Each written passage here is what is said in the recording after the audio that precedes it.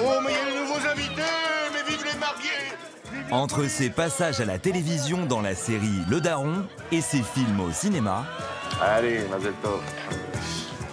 impossible d'échapper à la tornade Didier Bourdon. Aujourd'hui, c'est devenu un daron du cinéma français. C'est quelqu'un qui est devenu un peu un acteur patrimonial, un comédien entré dans toutes les familles. Didier Bourdon fait clairement partie des acteurs comiques préférés des Français. À la télévision comme au cinéma, seul ou avec les inconnus, cela fait plus de 40 ans que le comédien nous fait rire. Parmi les répliques très cultes, il y a Sans patate, qui vient des Trois Frères. Eh Manu, tu descends? Je m'appelle Marcel Patulacci, brigadier chef et agent de la paix avant tout. Ils ont été numéro 1 des ventes avec Auteuil, Neuilly, Passy. J'ai envie de crier zut, en flûte, crante, en chier. Auteuil, Neuilly, Passy. Pour moi, Didier est un génie comique. Les sketchs ont 40 ans, les gamins les connaissent encore, c'est encore à la mode sur des réseaux sociaux. Et surtout après, est-ce que tu baises? Oui, on a compris.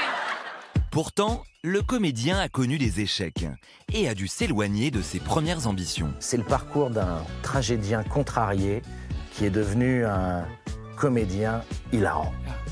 Comment l'inconnu Didier Bourdon est-il parvenu à passer du petit au grand écran pour devenir une valeur sûre du box-office et l'un des acteurs préférés des Français?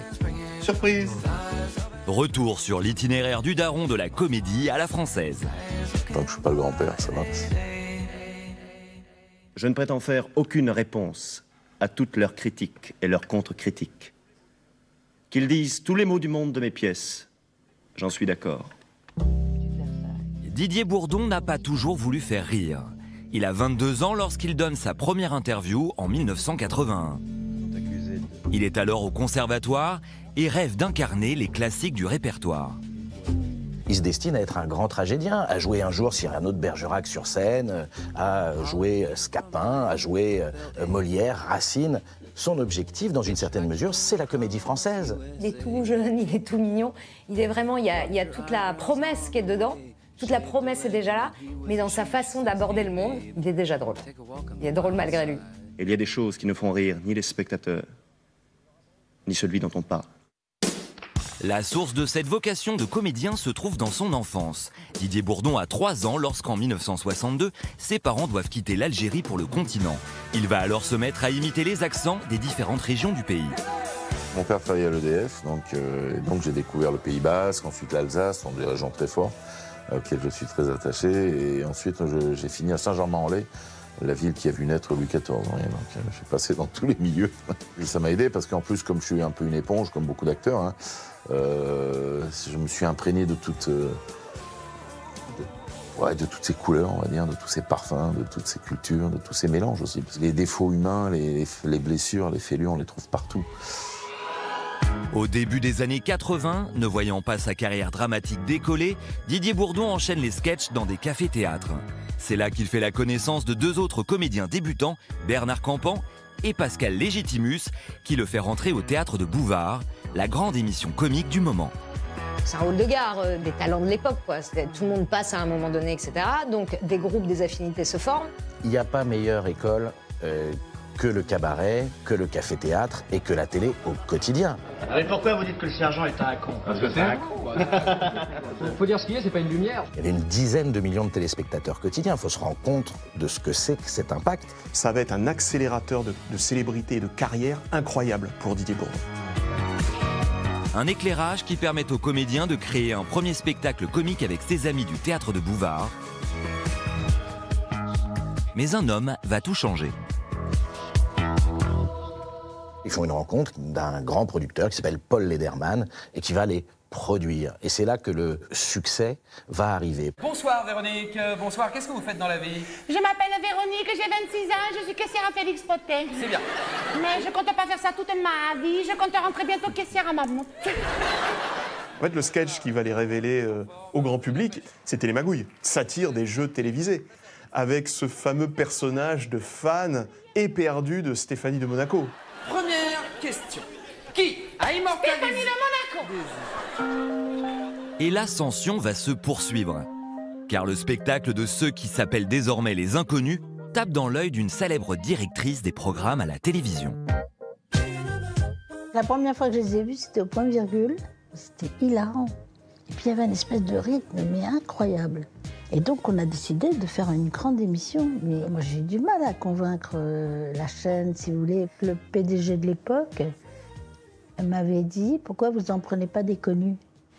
Alors je dis « On va essayer avec ceux-là, puis on verra bien. » Isabelle a les yeux bleus, Isabelle a les yeux bleus, Isabelle a les yeux bleus, les yeux Isabelle a.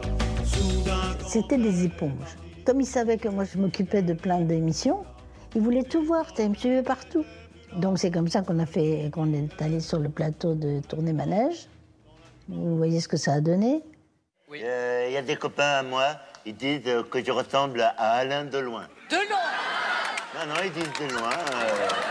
J'avais mis à l'antenne Fort Boyard aussi. Donc ils voulaient absolument aller au fort. Je m'adresse à ce solide jeune homme, Richard, je crois que vous êtes le capitaine. Je suis le capitaine de l'équipe, oui. Je vais vous former une équipe très dynamique et surtout très volontaire. Ah oui, on a une équipe très dynamique, et je dirais surtout très volontaire. L'émission, programmée en première partie de soirée, devient un phénomène de société. Le public retient par cœur les répliques et s'amuse des personnages, joués notamment par Didier Bourdon. C'est ton destin, c'est ton destin. Prends-toi en main, c'est ton destin. Ça devient le premier sujet de conversation dans les cours de récréation. Moi, à l'époque, je suis au collège, on ne parle que de ça. C'est-à-dire, on regarde l'émission et le lendemain, on se resserre toutes les vannes. Bah non, mais je te dis que c'est une musilette. C'est un galoupio, la rigueur, une pisturelle des prés. Je te dis que moi, c'est... Ah bah non, c'était Gérard. Les Inconnus, c'est un triomphe public et critique. Public parce que ça fait 9 millions d'audience, et critique parce que Les Inconnus remportent tous les prix possibles. Un Molière, 2 victoires de la musique, 2 sets d'or. Derrière ces récompenses, il y a le travail d'un comédien qui pense ses personnages, même les plus superficiels en apparence, comme de grands rôles. Je pense que Didier Bourdon a mis toute sa science de l'art dramatique dans la création de personnages aussi profonds, aussi nuancés, aussi brillants et virtuoses que si vous étiez à la Comédie Française. Bah ouais, c'est pour la même chose, quoi. Bon, il y a le bon chasseur, puis il y a le mauvais chasseur, hein. Il y a le viandard, puis il y a le non-viandard, quoi. Et le personnage de chasseur, il vient pas comme ça, hein. Ça vient de loin, le regard, le côté, le mec qui se méfie des journalistes, il picole, mais en même temps, il a peur qu'on attaque la chasse de manière voilà. À 36 ans, le succès phénoménal des Inconnus permet à Didier Bourdon de tenter la grande aventure du cinéma avec Les Trois Frères. C'est la suite logique d'une carrière dans l'humour. Scène, télé, et si vraiment vous cartonnez, cinéma. Le Splendide avait connu la même, Coluche avait connu exactement la même trajectoire. Il faut essayer le cinéma. T'as envie de voir Didier Bourdon, Bernard Campan et Pascal Légitimus incarner 3 frères, bien sûr pris dans un bordel, parce qu'il faut bien écrire une histoire d'1 heure et demie, entre un héritage et des problématiques de paternité et d'enlèvement d'enfants. En tout cas, on était heureux de notre travail, on a bien bossé, de notre famille, puis de notre union aussi.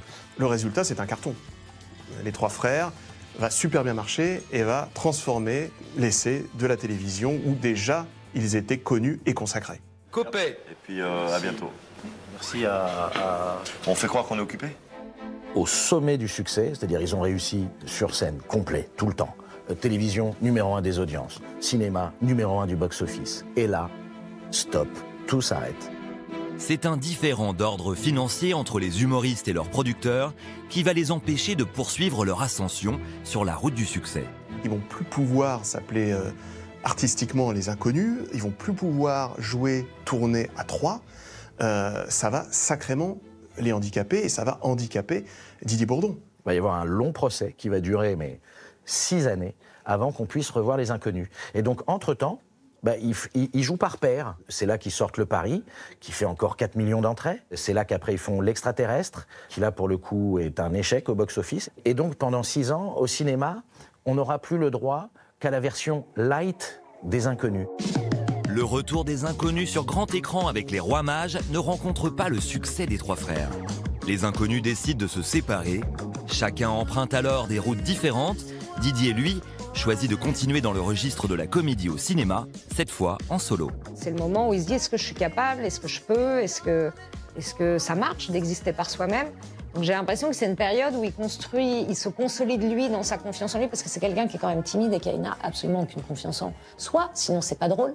Didier Bourdon en profite pour construire son personnage qui peut être bonne pâte, mais qui peut être aussi, par moments, peau de vache. Avale-moi ça. Allez, bouffe. Voilà, mange bien. Voilà. En voilà une qui va bien écraser cette nuit. Bon. Mais c'est ça, pleure, tu pisseras moins. Il s'écrit des films, il les réalise et il les joue. Et là, le succès est là, mais sans plus. Il y a des hauts, il y a des bas, mais jamais il n'atteindra les sommets qu'il a pu connaître avec Les Inconnus. Et s'il revient dans le cœur des Français, c'est grâce au roi de la comédie Christian Clavier qui lui propose en 2009 de partager l'affiche d'une nouvelle version de la pièce mythique La Cage aux Folles. Il y reprend le rôle de Zaza Napoli, incarné 35 ans plus tôt par Michel Serrault. Quand j'ai dit oui, j'étais en Italie, je me souviens. Il dit, ça te dirait de faire La Cage aux Folles avec moi? Et je dis oui. Ah bon, très bien, bon, on se rappelle, je raccroche. Et ma femme me dit, je vais me dire oui. Après, bon, il allait me dire oui, parce que si j'avais dit non, je pense que le Clavier, il aurait dit bon, oui, il ne veut pas. Mais non, c'est oui tout de suite. Mais après, je me dis merde. Il y a un gros enjeu tout de même, parce qu'il s'attaque à un monument du théâtre français. Allez, prends ta biscotte. Reprendre ce rôle, c'est monter l'Everest. Et en plus, tu le montes pas tout seul, l'Everest. Tu le montes face à Christian Clavier, qui est un des comédiens les plus populaires de France. Les Visiteurs, c'est 14 millions d'entrées. C'est 2 fois plus que Les Trois Frères. J'avais peur. Et puis, j'ai commencé à jouer devant ma femme qui rigolait, donc ça m'a donné confiance. Tartine la confiture avec la cuillère, maintenant. Ah, ça, je sais, ça. Ça, je sais. Non, pas à 2 doigts, la... Mais c'est pas une clochette, la cuillère. Tenue solidement. Mais solidement, mais je sais pas. Mais c'est pas une cuillère à peau, monsieur. Ce qui est assez magique, c'est que l'alchimie se produit. La rencontre avec Christian Clavier recrée presque une alchimie, alors quand même pas égale, mais presque aussi forte qu'avec Les Inconnus. On va commencer, dans l'esprit des gens, à associer Didier Bourdon et Christian Clavier. Dans le premier Les Profs, c'est Christian Clavier. Christian Clavier ne peut pas faire le deuxième pour une question d'agenda. Qui on appelle? Didier Bourdon. Associé à Christian Clavier avec qui il partage l'affiche dans Cocorico, Didier Bourdon retrouve le succès et obtient la reconnaissance de ses pairs. Mais là où le comédien prend une nouvelle dimension, c'est quand la nouvelle génération d'humoristes fait appel à lui. À bientôt. Ok, je vais te dire toute la vérité. Ah, c'est faux! Bah qu'est-ce qu'il te prend? Il a encore rien dit. Ah, pardon. Philippe Lachaud, qui est une valeur sûre depuis Babysitting, va aller chercher Didier Bourdon pour le faire jouer dans Alibi.com. Les films de la bande à Fifi, c'est 3 millions d'entrées en moyenne. Hein. C'est des chiffres qu'il n'a pas fait depuis longtemps. Et en plus, il retrouve à la fois son ancien public et il s'ouvre à un nouveau public. Et ça, c'est la meilleure façon pour devenir culte. Aujourd'hui, à 66 ans, plus que jamais courtisé, il rentre dans le monde très convoité des séries. Une première pour le comédien. Dans Le Daron, il incarne en 6 épisodes un rôle à sa mesure. Il est veuf. Et c'est un avocat plutôt brillant, un peu borderline. Après, comme on dit souvent, les cordonniers sont les plus mal chaussés pour se défendre dans sa propre famille, ça va être une catastrophe. Mais c'est ce qui donne tout le sel de la série. La nouvelle, elle est au café avec Asta de la Cour. Quoi? La sœur d'Axel? Ouais, ça sent les emmerdes à plein nez. Le Daron, c'est Didier Bourdon à la fois bonne pâte et à la fois acide. Il est totalement dans la lignée des rôles qu'il incarne au cinéma. En attendant de retrouver Didier Bourdon dans la saison 2 du Daron, l'acteur est à l'affiche de la comédie C'était mieux demain, aux côtés d'Elsa Zilberstein. Merci ma petite tante. Un voyage dans le temps, de 1958 à nos jours. Apparemment, on a marché sur la Lune et Jessica a trompé Kevin avec Stacy dans un bain à bulles. Ça promet. Oui, entrez.